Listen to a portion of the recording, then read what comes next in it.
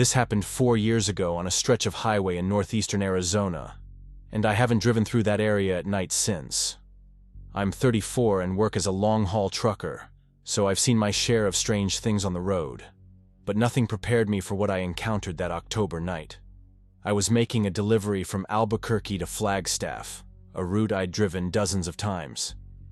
The fastest way cuts through the Navajo Nation, and I usually tried to make that section during daylight. But I was running behind schedule, and my dispatcher was breathing down my neck about the delivery window. It was around 11:45 p.m. when I passed through Chinle. The roads were empty, which wasn't unusual for that time of night. The sky was clear, and a 3/4 moon lit up the desert landscape on either side of the highway. I had the radio on low, some late-night talk show discussing conspiracy theories. Fitting, considering what happened next. About 30 miles outside of town, I noticed something moving alongside the road. At first, I thought it was a coyote. They're everywhere out there. But something about the way it moved caught my attention. It was keeping pace with my truck.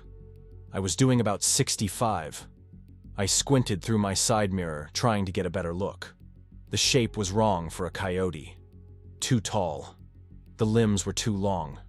It moved on all fours, but there was something unnatural about its gait, like a person who had forgotten how their own body worked.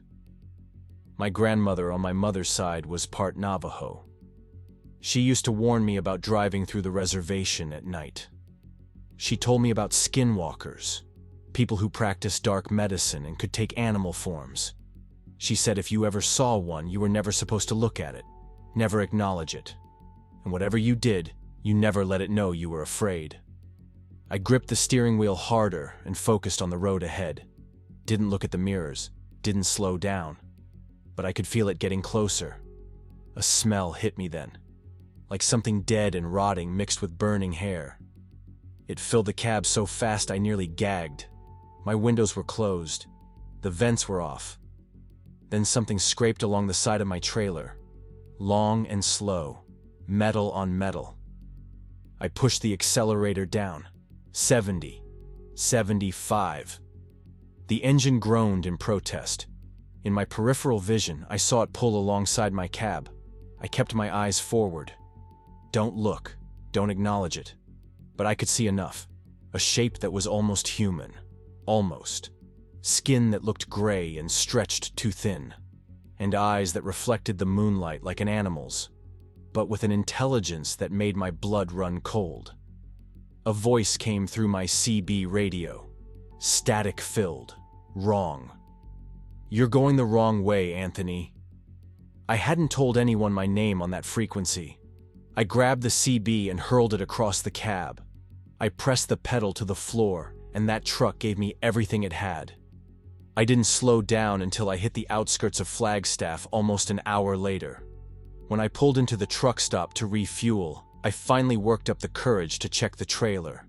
There were scratches running the entire length of the driver's side. Deep gouges that cut through the paint and into the metal. They were spaced like fingers, but no human hand could have reached that high while moving at 75 miles per hour. I never reported it. Who would believe me? I just requested different routes after that. My dispatcher thought I was being difficult. My grandmother knew, though. When I told her, she didn't act surprised. She just made me promise to never drive through there at night again. Then she gave me a small pouch of cedar and sage to keep in my truck. I still have it. I still check my mirrors more than I should. And sometimes, late at night, when the road is empty and the moon is bright, I swear I can still smell that burning hair smell. Just for a second, before it fades. Some things in this world don't care if you believe in them. They exist whether you want them to or not.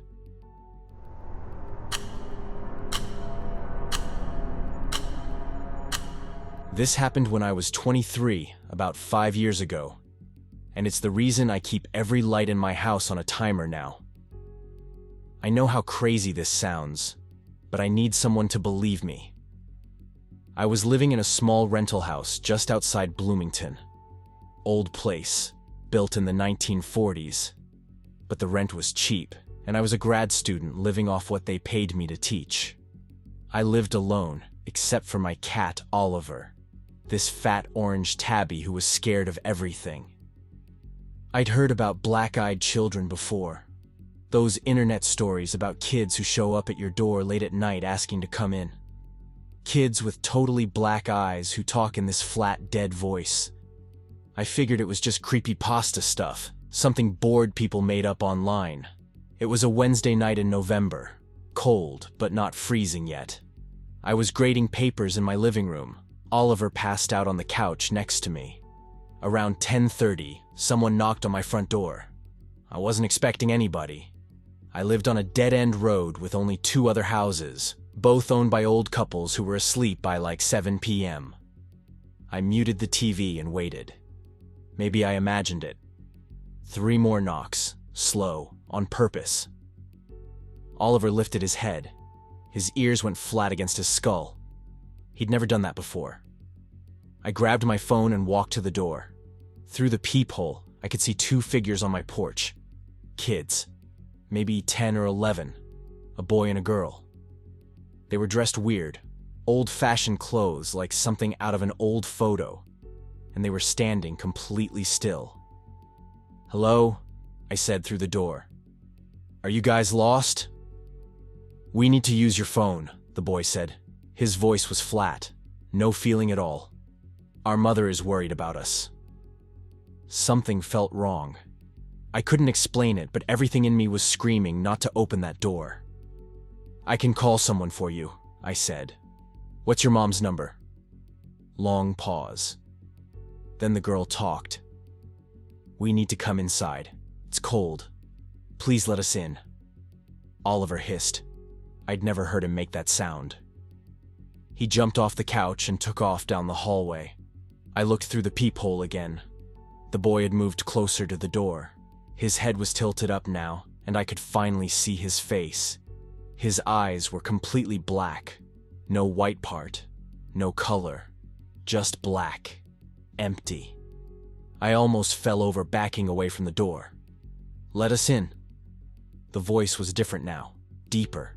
It didn't sound like a kid anymore. "You have to invite us in, Maddie."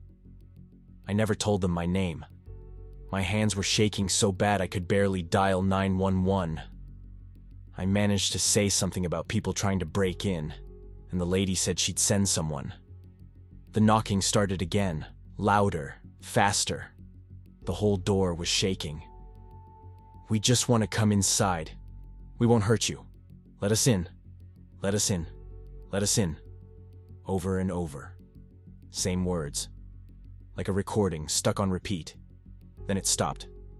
I stayed against the wall, phone against my chest, for what felt like forever. Probably 15 minutes. When the deputy finally showed up, he looked around the whole property and found nothing. No footprints, no sign anyone had been there. He looked at me like I was nuts. Maybe I was. I moved out 2 weeks later. I couldn't sleep there anymore. Every so often at night around 10:30, Oliver would start hissing at the front door, even when nobody was there. I've talked to people online who went through similar stuff. Nobody knows what those things actually are. Ghosts, demons, something else. But everyone says the same thing. Whatever you do, never invite them in. I don't know what would have happened if I opened that door. I don't want to know.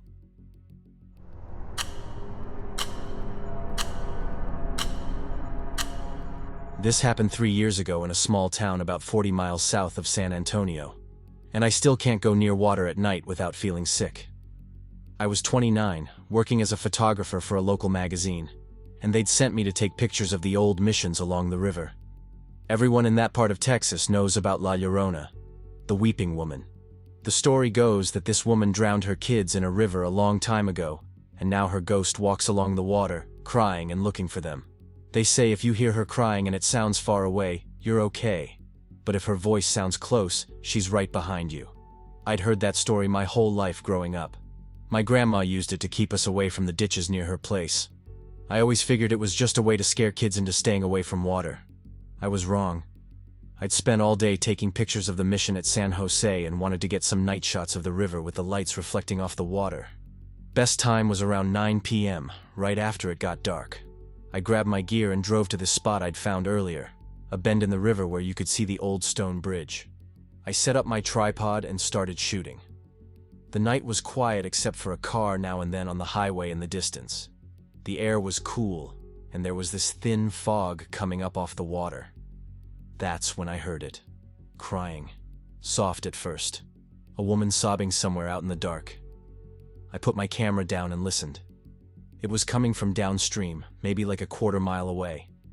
I figured someone was hurt. Maybe a car crash or someone fell in. I grabbed my flashlight and started walking along the bank. The crying got louder as I walked, but I never got any closer to it. Every time I thought I was almost there, the sound moved. Now over to my left, now ahead, now somewhere I couldn't figure out. I stopped. The crying stopped too. The silence after that was total. No bugs, no wind, no cars, nothing. Then, right behind me, ¿Dónde están mis hijos? Where are my children? I spun around. My flashlight hit a figure standing at the edge of the water, maybe 20 feet away. A woman in a white dress that looked soaked, sticking to her. Long black hair hanging over her face. She wasn't moving at all, but something was wrong with her. The way her body was shaped was wrong. Her arms hung down too low. Her legs were bent in ways that hurt to look at. I couldn't move, couldn't breathe, couldn't think. Slowly, she lifted her head. Where her eyes should have been, there was nothing. Just dark holes that seemed to pull the light out of my flashlight. Her mouth opened, way wider than it should, and this sound came out. Not crying anymore. A scream. This horrible wail that I could feel in my chest and my teeth. I ran. I don't remember much after that. I know I fell at least once. I know I dropped my flashlight. I know I made it back to my car and drove until I hit the interstate. And I didn't stop until I was back in San Antonio. Next morning, I went back for my camera stuff. It was all still there, tripod right where I left it. But when I looked through the photos, there was one I didn't take. A shot facing away from the river toward where I'd been standing. In the picture, barely visible in the dark, there was a figure in white standing right behind where I would have been.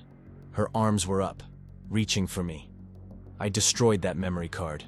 Quit my job a month later. I don't do night photography anymore. My grandma doesn't tell that story to scare kids into behaving. She tells it because she knows it's real. They all know. Some warnings aren't just stories. They're the truth dressed up as a legend so people might actually pay attention. I should have paid attention.